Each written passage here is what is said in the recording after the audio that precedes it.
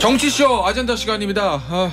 저희가 이번에는 이 저출산 문제, 아이를 낳기 싫어하는 사회, 이게 도대체 왜 이런가, 그리고 이제 이거를 개선하려면 어떻게 해야 되는가, 이 문제를 좀 짚어보려고 합니다. 그래서 오늘 첫 번째 시간으로 이분을 초대했습니다. 현직 소아청소년과 전문의 원장님이시기도 하지만 베스트셀러 책의 저자입니다. 삐뽀삐뽀 119의 저자 하정훈 소아청소년과 의원 원장님입니다. 안녕하세요. 예, 안녕하십니까. 저도 한때 독재였습니다. 예, 아마 대한민국에서 아직 우리 밖에 있는 아이를 안 키우신 분들은 잘 모를 수도 있는데, 대한민국에서 아이를 한번 키워봤던 분이라면 이 삐뽀삐뽀 119라는 책을 누구나 한 권씩은 아마 구입하셨을 거예요. 이 육아의 바이블 같은 책이어서 요새는 뭐 인터넷을 또 많이 찾으실 수도 있지만 인터넷이 아주 활성화되지 않던 시절에는 네, 아주 바이블이었습니다. 삐뽀삐 119. 아직도 많이들 보시죠? 그렇죠. 예. 예.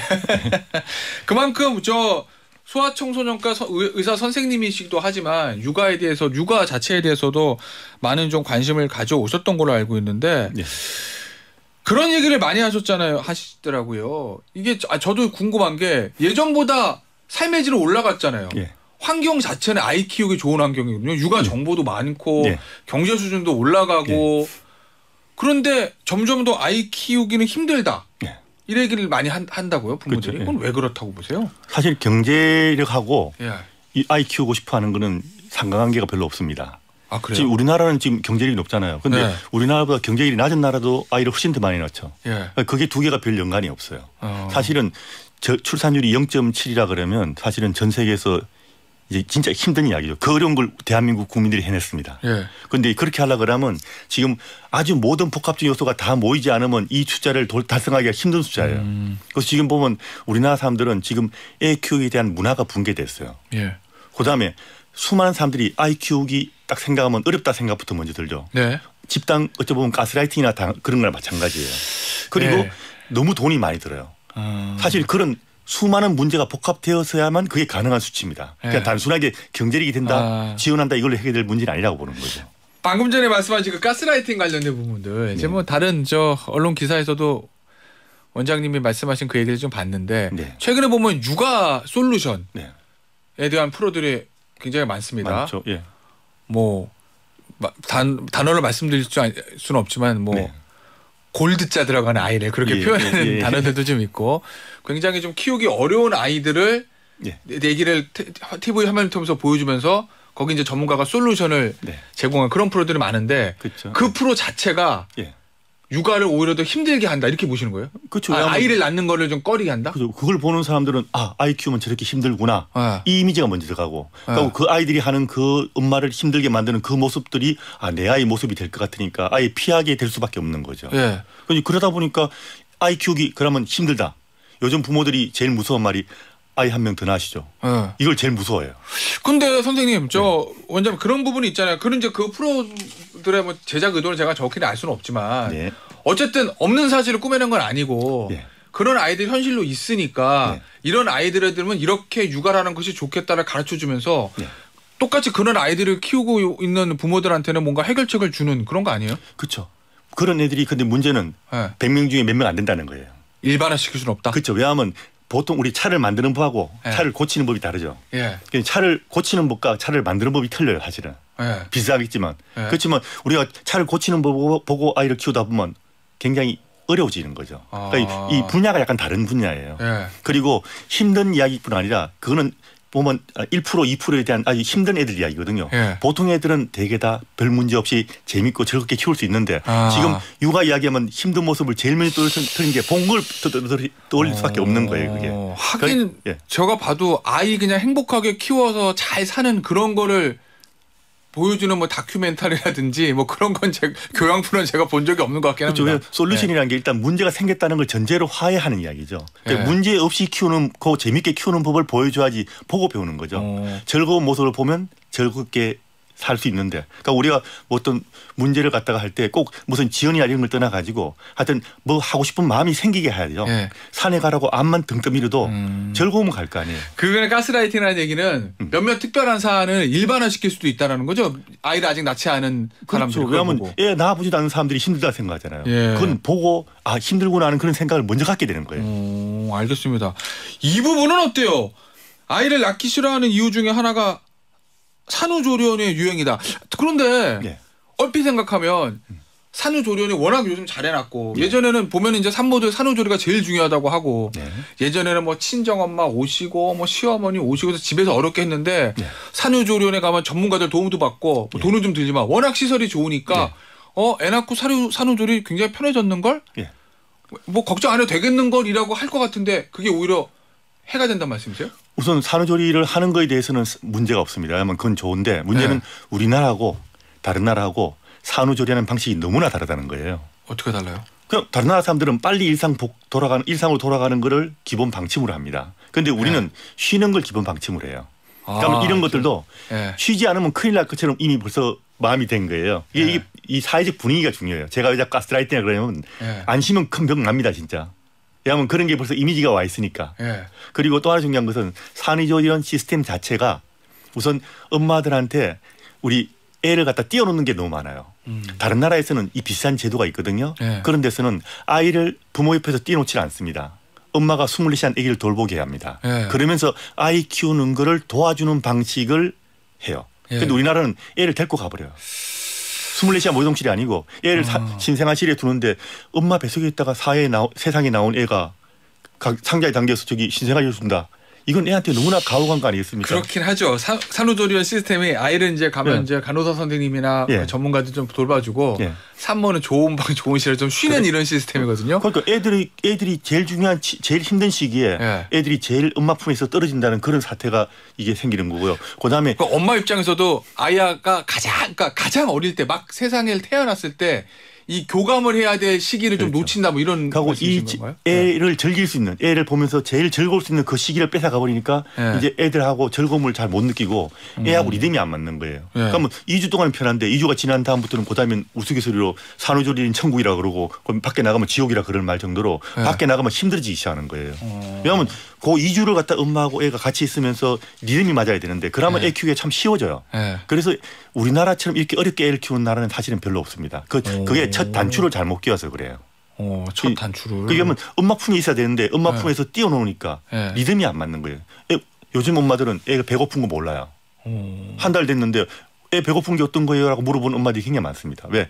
처음부터 애를 24시간 안 했기 때문에. 산후조리 선생님들 해주니까. 마치고 나서는 도대체 애가 배고픈 게 뭔지도 모르는 거예요. 그래요? 이 단추를 잘못 끼우면 그다음부터 계속 이게 확대되는 거예요. 그러면서 갈수록 더 힘들어지는 거예요. 애들 키우기가. 그런 부분들 있잖아요. 그러니까 지금 사회에서 얼핏 그냥 생각하고 있는 통념하고는 좀 반대되는 말씀을 계속 거거든요. 그러니까 출산율이 0.7로 떨어지는 거예요. 전 세계 어느 나라에서도 없는 출산율이 되려면 이 어려운 일을 하려고 그러면 다른 나라에서 없는 일이 벌어져야 가능한 거예요. 그래요? 왜냐면 우리는 지금 산후조리는 당연하게 생각하고 육아 프로그램 저걸 이용해서 좋을 것 생각하지만 좋을 것 같고 산후조리원 편할 것 같은데 다 아니다라는 말씀이신 거예요? 그런 걸 하기 때문에 생기는 문제인데 우리는 부모가 원한다고 해서 애를 키우는 부모가 원한다고 해서 그걸 지원하면 애를 놓을 거라고 생각 많이 하잖아요. 실제로 그걸 하게 되면 애 한 명 들어오는데 방해가 되는 일이 너무나 많다는 거예요. 우리는 지금. 알겠습니다. 그 부분은 어때요?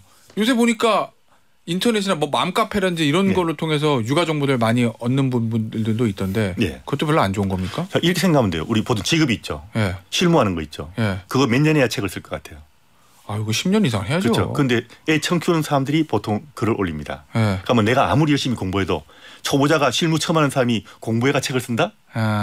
이게 똑같은 이야기예요. 애 키우는 것도 실무예요. 그런데 이걸 갖다가 보통 애를 처음 키우는 사람이나 아니면 애를 키우는 걸 잘 모르는 사람들이 공부를 해가 자료를 수집해가 책을 쓰게 되면 아니면 인터넷 글을 올리게 되면 그게 정상적일 수가 없겠죠. 아무래도 한쪽 면을 보다 보면 제대로 된 정보를 갖다가 할 수 없겠죠. 그 쉽게 말해서 지금 애 키우는 소프트웨어가 우리 원래 이 보고 배우는 문화적 육아가 있거든요. 그런데 이게 지금 우리나라가 이 핵가족이 되면서 무너졌지 않습니까? 이거를 보강할 수 있는 그런 소프트웨어가 지금 우리는 인터넷이나 그냥 애 처음 키운 사람이나 아니면 문제된 애를 보고서 지금 그걸 보충하고 있는 거예요. 그러다 보니까 정상적으로 쉽게 키우는 육아는 어디에도 없어요 지금.